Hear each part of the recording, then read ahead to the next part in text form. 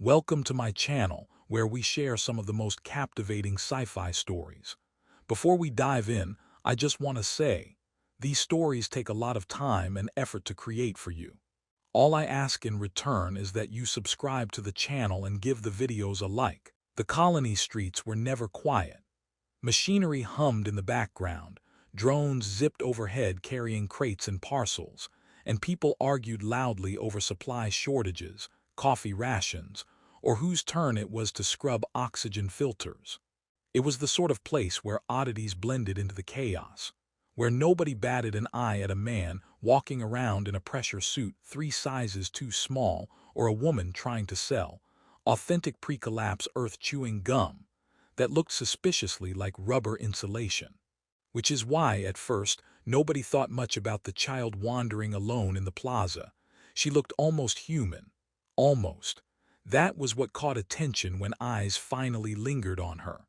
Her ears, long and graceful, reaching past the sides of her head in delicate arcs, twitching ever so slightly like antennae. Her dark hair was messy, her clothing plain and alien in cut but not ragged, as though she had been dressed with care and then simply misplaced. She clutched nothing, carried no bag, held no device. Just herself, small hands clasped in front of her, moving with a strange calm through the noise of the colony. And then she asked, "Are you my father?" The words were clear in the local tongue, though her voice had a strange lilt, like a melody out of place with the sentence. A man selling protein kebabs blinked at her, startled. What?" She tilted her head, eyes too large, and repeated it without pause. "Are you my father?" The kebab seller laughed nervously and waved her off. No, kid. I already got 6 mouths to feed. Go try someone else." He turned back to grilling, muttering about how even lost alien kids probably wanted free food. The girl moved on. She tugged at the sleeve of a woman arguing with her comm unit. "Are you my father?" The woman snorted. "Sweetheart, if I were your father, we'd have to have a very strange conversation with biology." She laughed at her own joke and went back to yelling at her comm. The pattern continued. Everywhere the child walked, the same question. Dockworkers, merchants, engineers, even a drunk slouched outside a bar, all of them blinked, shook their heads, chuckled nervously, or muttered complaints. She never changed her tone, never faltered, never said anything else. By midday, the plaza buzzed with speculation. Some said she was a prank, an elaborate hologram designed to mess with people. Others claimed she was an experimental android glitching out, stuck in a loop. A few cynics muttered darkly that she was bait for a scam. But no explanation stuck, because whenever someone got close enough, they saw the twitch of her ears, the way her chest rose and fell with breaths, the glint of something undeniably alive behind those wide eyes. A group of children tried to play with her, laughing and asking if she wanted to join their game of chase. She only looked at them, smiled faintly, and asked the same question.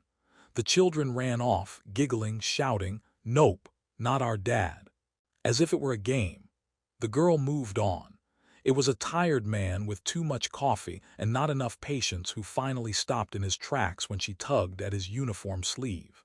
The man was broad-shouldered, his eyes shadowed by sleeplessness, his security badge crooked on his chest. He looked down at her with the expression of someone already regretting the interaction. "Are you my father?" The soldier groaned.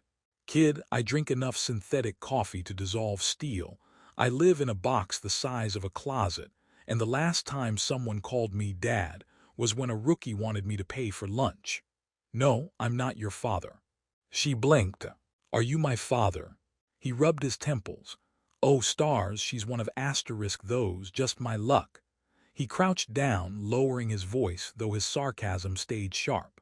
"Look, if I asterisk was your father, you'd be taller, crankier, and probably yelling at me about how terrible this colony's food is.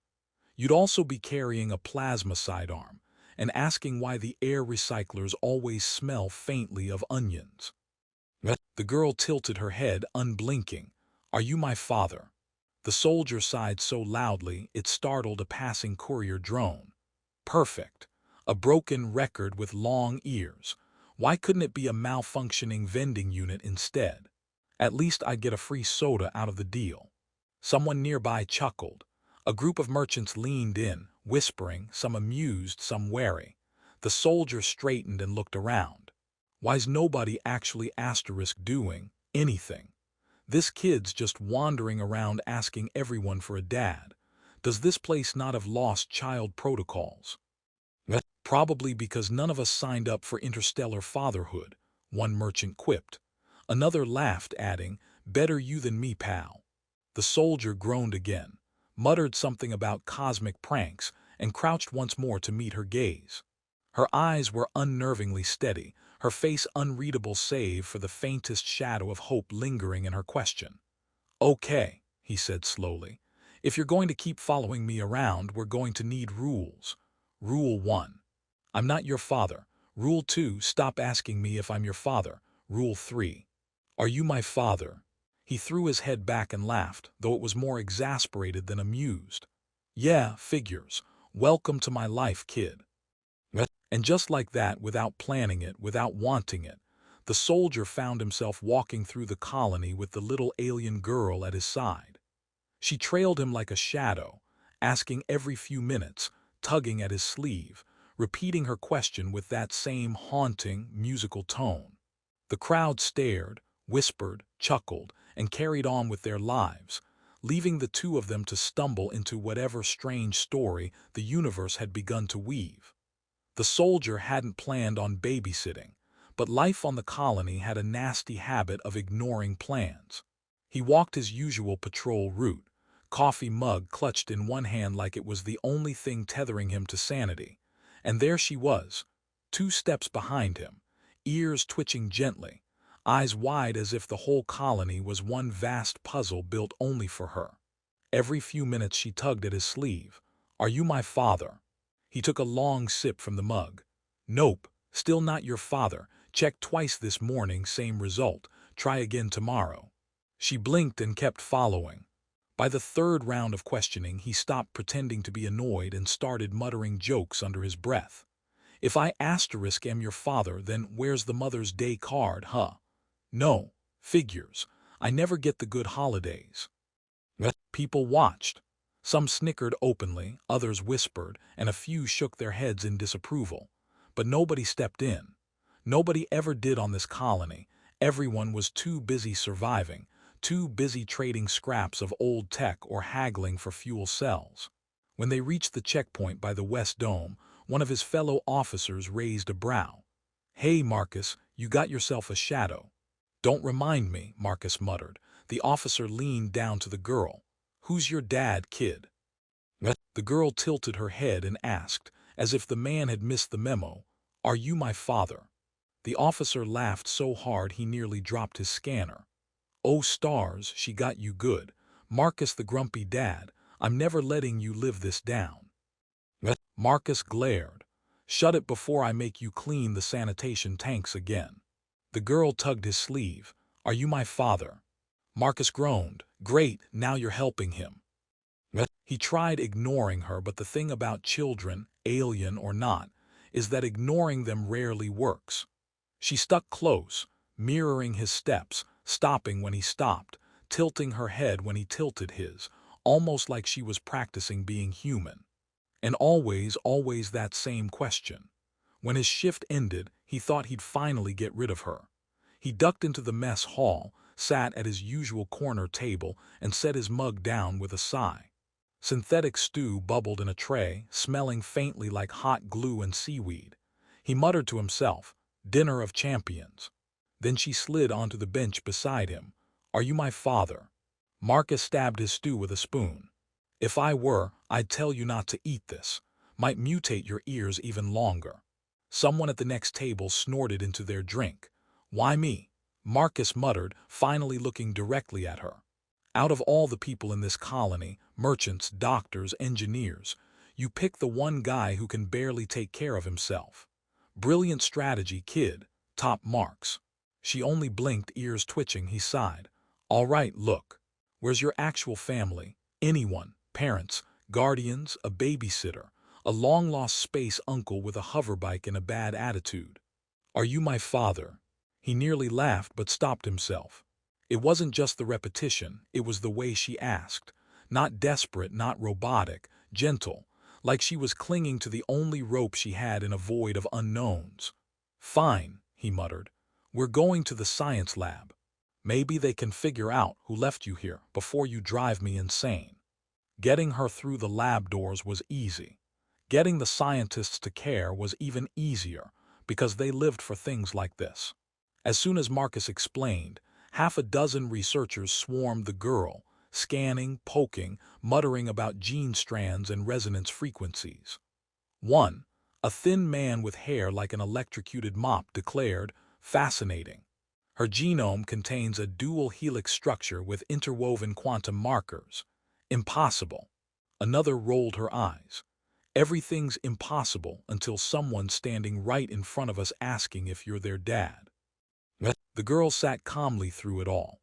She never complained, never resisted. She only turned her head toward each scientist and asked, in the same haunting tone, "Are you my father?" The lab erupted in laughter. Even Marcus cracked a grin. "Well," the mop-haired scientist said, "certainly not me. I can barely keep my plants alive." Marcus leaned against the wall, watching them argue. "So, what's the verdict? Lost alien royalty, glitched android. Secret government experiment." "Too early to say," the woman replied, frowning at her scanner. "But one thing's clear, she's not entirely alien. Parts of her genome, they look human." Marcus froze. "Come again." "Human," she repeated. "Not fully, but there's overlap, enough that it shouldn't be possible." Marcus looked at the girl. She looked right back, patient as ever, and asked softly, "Are you my father?" The soldier rubbed his face and groaned. "Kid, if the tests keep saying maybe, I'm asking for a raise." The lab filled with chatter, theories flying like sparks from a broken generator. Some thought she was the product of old genetic engineering programs from Earth's expansion era.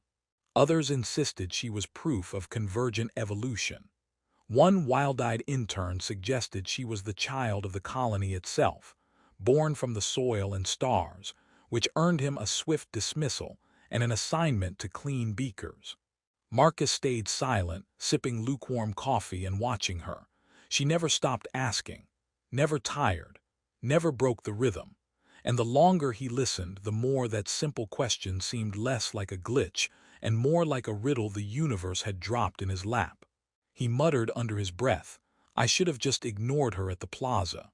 The girl tugged his sleeve. "Are you my father?" Marcus smirked, shaking his head.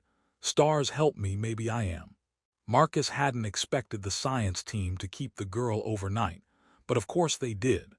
The moment she stepped into their sterile white halls, they swarmed like kids at a candy dispenser.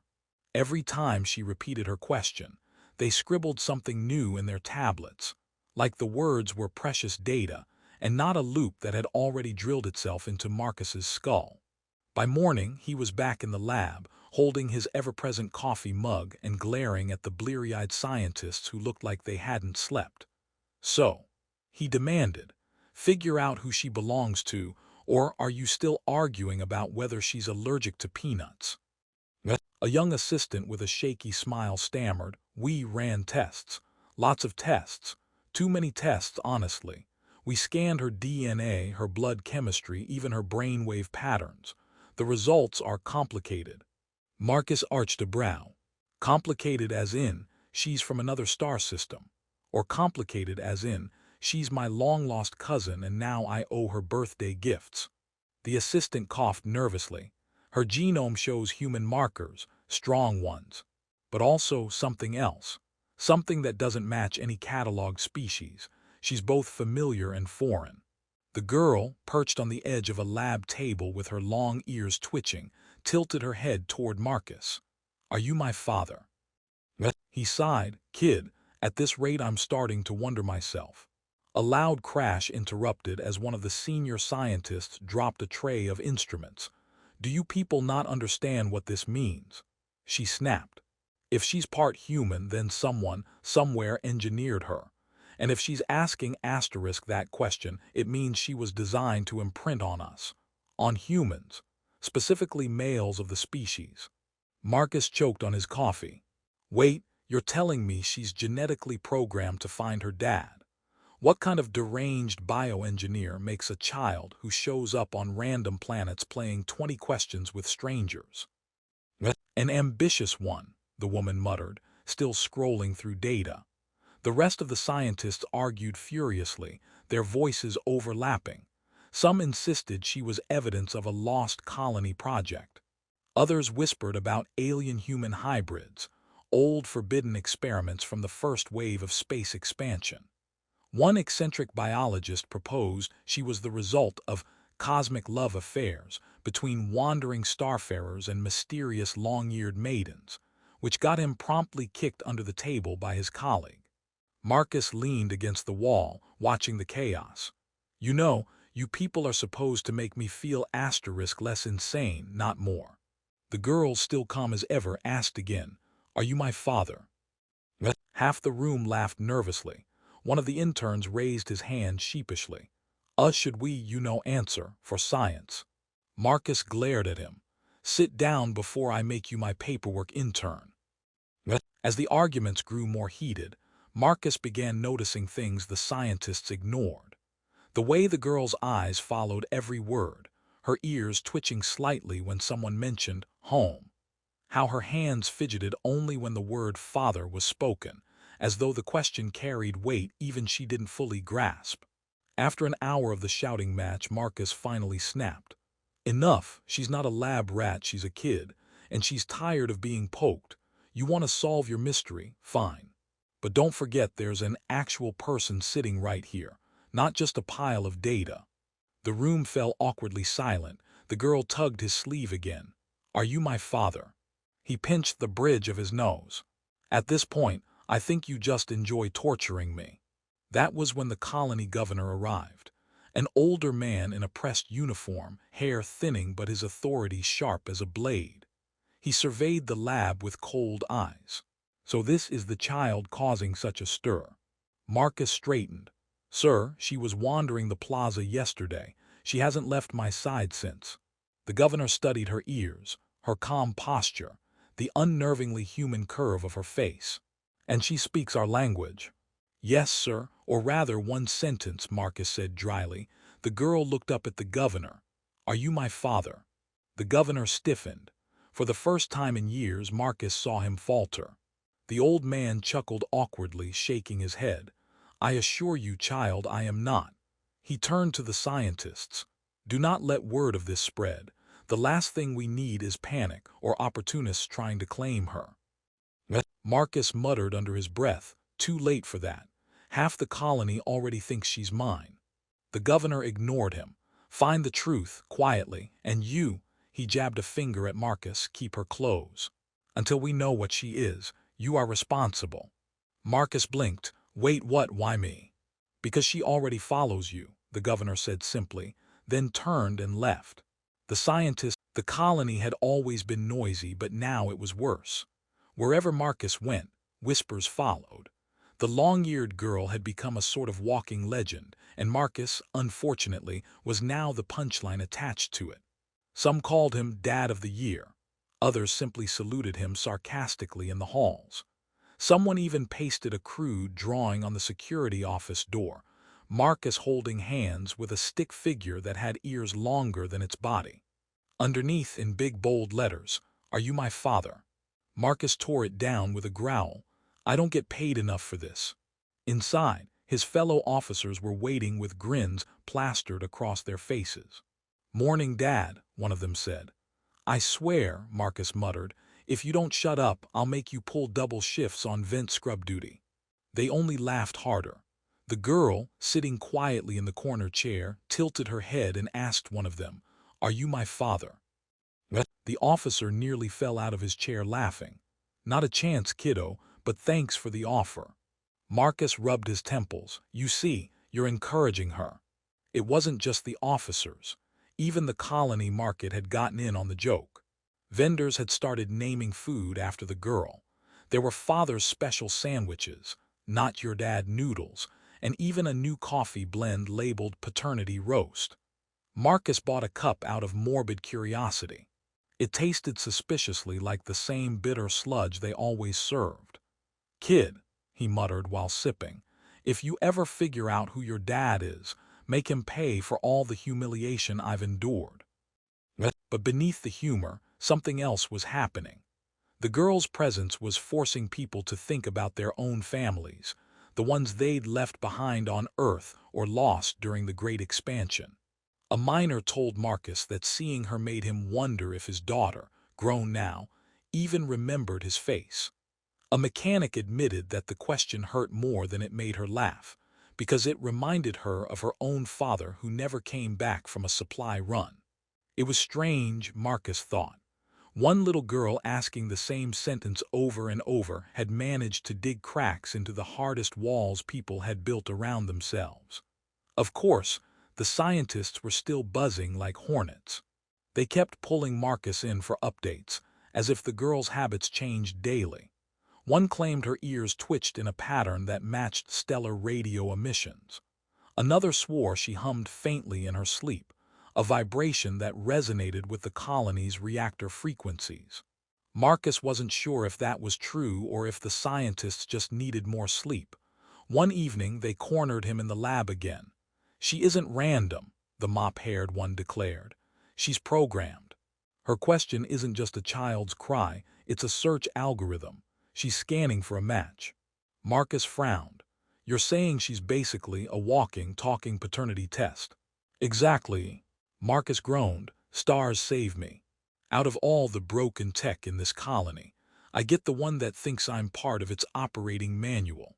The girl sitting on a bench tugged his sleeve. "Are you my father?" Marcus gave her a flat look. "Kid, if you really are running some kind of universal search program, your developer deserves a slap for bad coding." She only blinked. The next day things got stranger. A merchant in the plaza stopped Marcus as he walked by with the girl. The man had a thin smile, the kind Marcus didn't like. "She asked me the question," the merchant said, "and I think she's mine." Marcus narrowed his eyes. "Funny. She asks everyone that question. Doesn't make it true." But soon there were more. 2 miners claimed her, then an engineer, then a freighter captain who loudly announced in the canteen that he recognized her eyes. It became a kind of game, men half serious, half joking, stepping forward to claim they might be the mysterious father. Some did it for laughs, some for attention, some because they genuinely wanted to believe. The governor was furious. He summoned Marcus to his office, his voice tight with anger. "This is spiraling out of control. She is no longer a curiosity, she is becoming a point of division. Some see her as hope. Others see her as proof of dangerous experiments. And some fools are already trying to profit." Marcus slouched in his chair, sipping his coffee. "Well, that's humanity for you. Give us a mystery, and we'll turn it into a circus before dinner." The governor's scowl deepened. "I assigned her to you because she trusts you. Keep her out of public view before this becomes worse." Marcus nearly laughed. "Sir, hiding her is like hiding a starship crash in the middle of the plaza. She asks one sentence, and everyone in earshot knows she's there." As if on cue, the girl looked up at the governor, tilting her head. "Are you my father?" The governor sighed so heavily his desk trembled. "Get her out of here." Back in the corridor, Marcus muttered, "You really know how to make friends in high places, don't you?" She simply followed, serene as ever. That night, as the colony lights dimmed and the corridors echoed only with the hum of machinery, Marcus sat with her on a bench by the observation dome. Stars stretched endlessly outside, a scattering of fireflies across black velvet. "You know," he said softly, "all this fuss because of one question, just one, and nobody knows if there's an answer." Her ears twitched as she stared at the stars. "Are you my father?" Marcus smirked faintly, shaking his head. "Kid, maybe the better question is, who decided you had to keep asking?" For the first time, she didn't reply. She just leaned against his shoulder, light as a shadow, and stayed silent. Marcus stared at her, startled, but said nothing. And in that silence, the question seemed heavier than ever. The colony's days had fallen into a strange rhythm.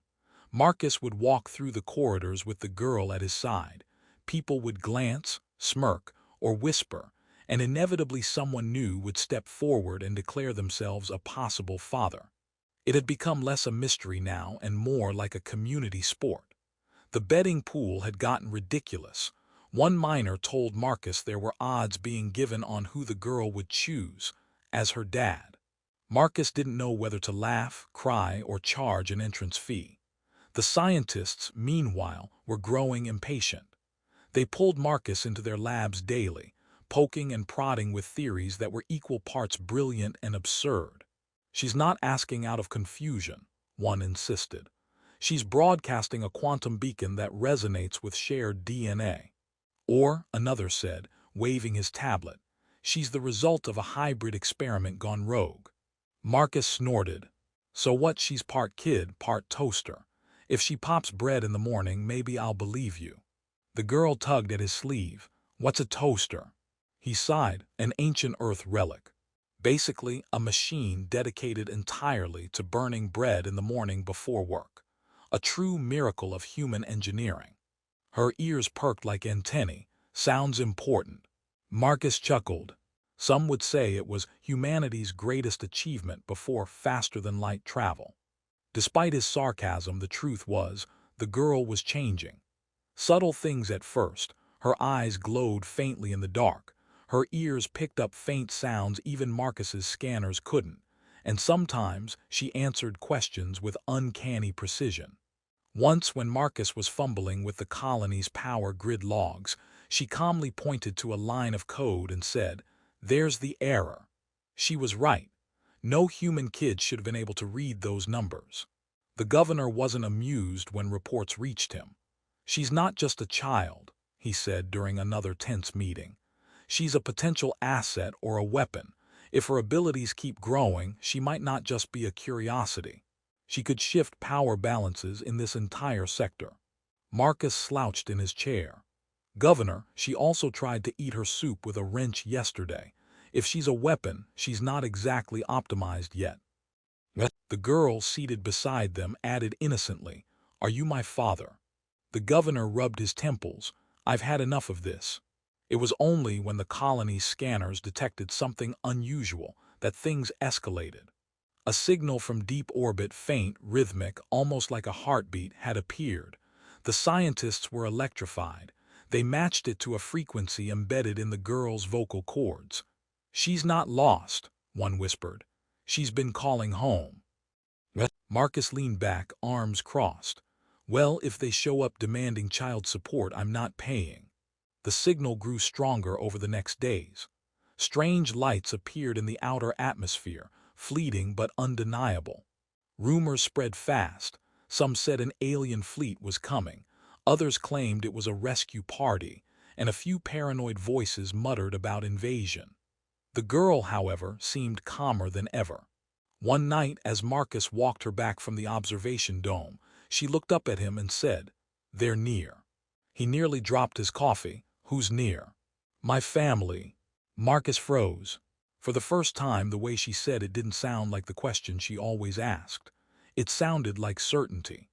The following day, chaos rippled through the colony. A ship appeared in orbit, massive and silent, its hull reflecting starlight like liquid metal. No registry, no signals anyone recognized. Just there, hanging like an enormous blade over the colony. Panic set in instantly. Civilians scrambled, soldiers armed themselves, and the governor demanded the defenses be readied. Marcus, somehow, found himself stuck in the middle of it all again. He stood at the dome with the girl as alarms echoed, watching the ship's silhouette loom over the planet. "Well, kid," he muttered, "if that's your family, they've got a terrible sense of dramatic timing." She tilted her head, her long ears twitching as if listening to something only she could hear. Then she whispered, "They're not all my family." Marcus blinked. "That is not the comforting answer I was hoping for." The ship stirred, and a voice, not sound but vibration, echoed through the colony's comm systems. No language anyone knew, yet somehow every human understood it in the pit of their minds. "Return the child." Marcus spat his coffee all over the glass. "Oh, fantastic. Now I'm officially in a custody battle with aliens. The girl slipped her small hand into his. Her eyes glowed brighter now, her expression calm. "Are you my father?" she asked, but this time her tone carried something else. A weight, a challenge, as if the question wasn't just for Marcus anymore, but for the entire human race staring up at the stars. Marcus swallowed, heart pounding as the massive ship began to descend. "Kid," he muttered, "I don't know, but we're about to find out." The alien ship hovered above the colony like a second moon, silent and immense. Its hull rippled with strange colors, as if it were alive and breathing. The colony's defense turrets hummed with nervous energy, waiting for the order to fire. Civilians huddled in shelters, whispering prayers, curses, and bets about whether Marcus would somehow find a way to mess this up. Inside the command center, Marcus stood with the girl at his side, clutching his now-cold coffee like a lifeline. The governor barked orders, soldiers scurried, and scientists waved tablets in panic. Marcus cleared his throat. "So, anyone considered just opening the door and asking what they want nicely?" The governor shot him a glare sharp enough to cut steel. "This is not the time for jokes." "It's asterisk always the time for jokes," Marcus muttered. "Keeps us from crying." Then the voice came again, vibrating through the walls, through their bones, as if the ship itself was speaking directly to their nervous systems. "Return the child." The girl squeezed Marcus's hand. Her glowing eyes never left the image of the ship on the screen. "They are not all my family," she said softly. "Some are." The scientists exchanged frantic glances. She can distinguish between them, she knows. Marcus crouched to meet her eyes. "Okay, kid, here's the part where you've got to help me out. Which ones are the family, and which ones are the intergalactic tax collectors?" Her ears twitched. She closed her eyes, and for a moment the lights in the command center flickered. Consoles glowed with alien patterns, symbols no one had seen before. Then she pointed. There. On the ship